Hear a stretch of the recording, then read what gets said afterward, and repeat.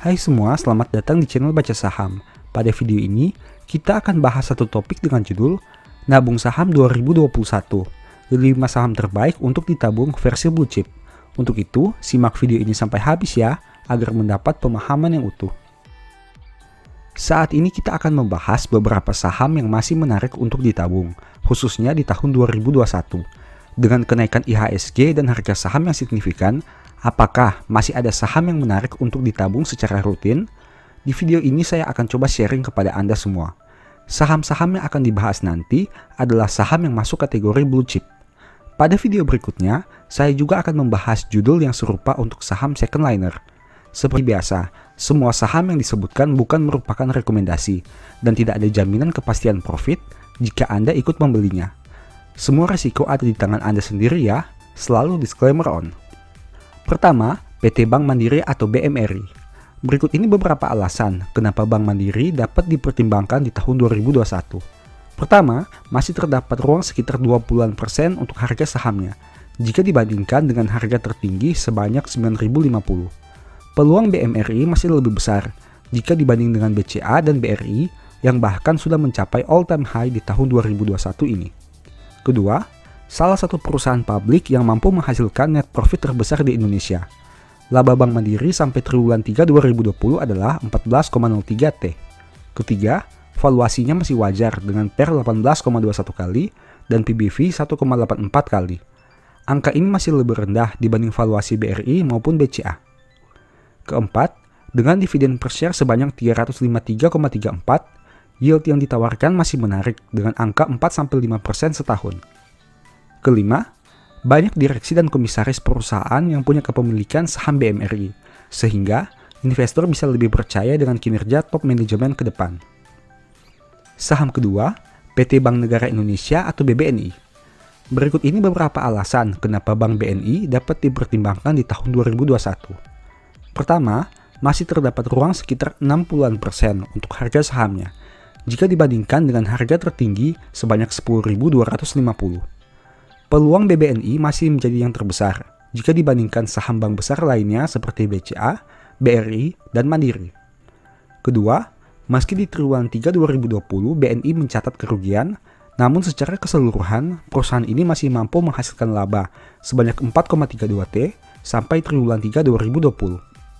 Keempat, dengan dividen per share sebanyak Rp206,24, yield yang ditawarkan masih menarik dengan angka 3-4% setahun.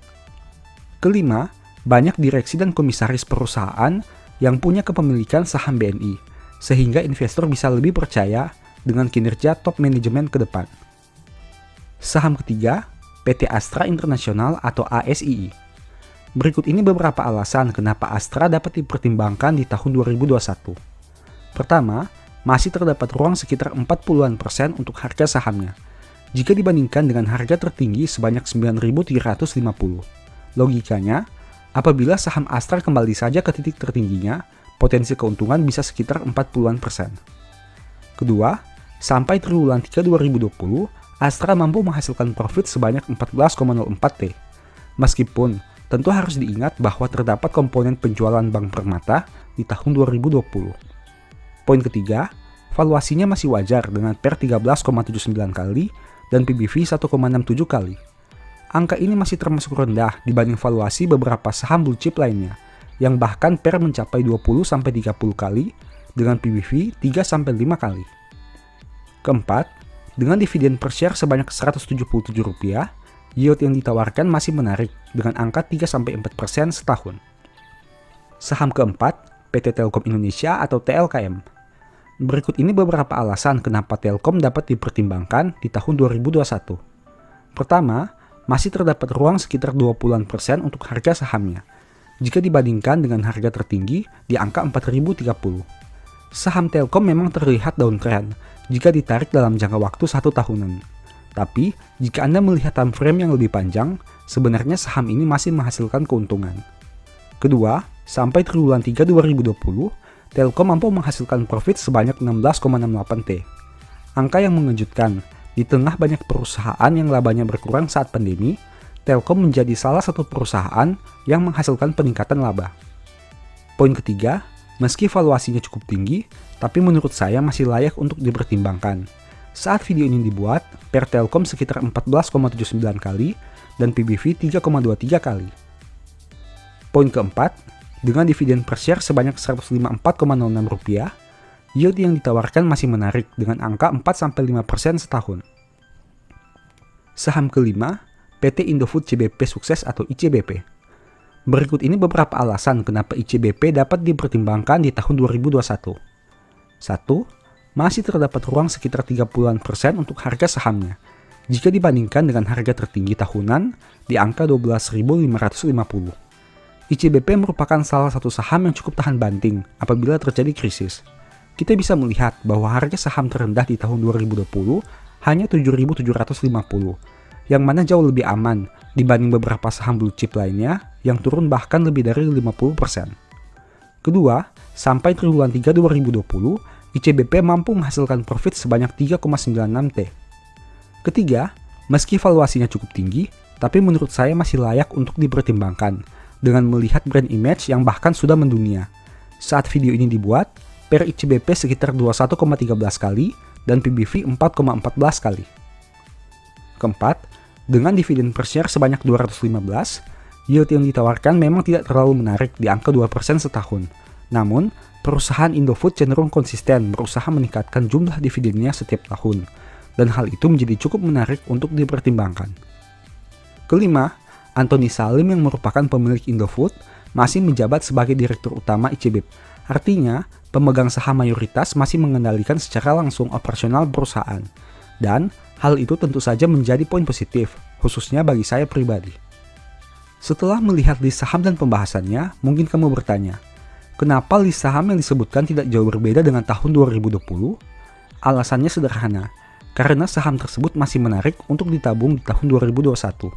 Coba kamu buat hitung-hitungan sederhana. Apabila selama tahun 2020 kamu rutin menabung beberapa saham di atas dengan melakukan pembelian minimal 1 kali dalam 1 bulan, besar kemungkinan profit yang dihasilkan saat ini sudah puluhan persen, karena saham-saham tersebut sempat jatuh cukup dalam di tahun 2020 dan kini sudah berangsur pulih. Itulah salah satu alasan kenapa kita harus konsisten jika menganut konsep nabung saham. Jangan terlalu banyak pindah-pindah saham, tapi fokus saja dengan saham yang menurutmu menarik. Tapi sekali lagi saya mau mengingatkan bahwa nama saham di atas bukan rekomendasi ya. Tidak ada ajakan membeli ataupun kepastian untung apabila kamu mempunyai saham yang disebutkan. Ada kemungkinan profit, namun ada juga kemungkinan rugi. Selalu analisa sebelum mengambil keputusan dan jadikan video ini sebagai second opinion saja. Resiko di tangan kamu sendiri ya. Sedikit sharing pengalaman yang saya amati dari krisis 2020. Sebaiknya kamu mengevaluasi banyaknya saham di portofolio, karena semakin banyak saham, kamu akan semakin bingung jika terjadi penurunan harga secara bersamaan. Bingung harus average down yang mana, apalagi jika dana kamu terbatas. Untuk itulah, penting memperhatikan jumlah maksimal saham di portofolio, agar saat terjadi krisis, kamu sudah tahu harus berbuat apa, dan average down saham yang mana. Karena, saat pasar saham pulih dan harga saham naik, kamu juga menjadi lebih bahagia, karena berhasil melakukan average down di saham yang tepat, sehingga keuntunganmu semakin besar juga. Demikianlah informasi pada video ini, semoga memberikan manfaat kepada kamu semua. Seperti biasa, saya mau menyampaikan bahwa Baca Saham mempunyai 2 ebook saham yang mungkin saja bisa berguna bagi kamu. Pertama, The Stock Market, di mana berisi panduan bagaimana menganalisa fundamental dan laporan keuangan perusahaan dengan akurat, menentukan harga beli dan jual yang tepat, serta mengatur money management dalam membeli saham. Kedua, Analyze Report, di mana merupakan ebook 3 bulanan yang ditulis berdasarkan laporan keuangan perusahaan yang terupdate, memuat berbagai informasi mendetail mengenai fundamental dan kinerja perusahaan, baik itu informasi umum, anak usaha, manajemen, sekilas perusahaan, bedah laporan keuangan, analisa neraca dan laba rugi, dan sampai penentuan harga beli dan jual yang ideal. Singkatnya, stock market merupakan cara bagaimana menganalisa, dan Analyze Report merupakan hasil analisa yang sudah Mimin lakukan. Apabila ingin melakukan pembelian, silahkan DM saja di Instagram @bacasaham ya. Sebagai penutup, saya mau mengutip satu statement yang semoga bisa menjadi semangat bagi teman-teman ya. Lebih baik menjadi orang kecil tetapi bekerja untuk diri sendiri, daripada berlagak orang besar tetapi kekurangan makanan. Thank you.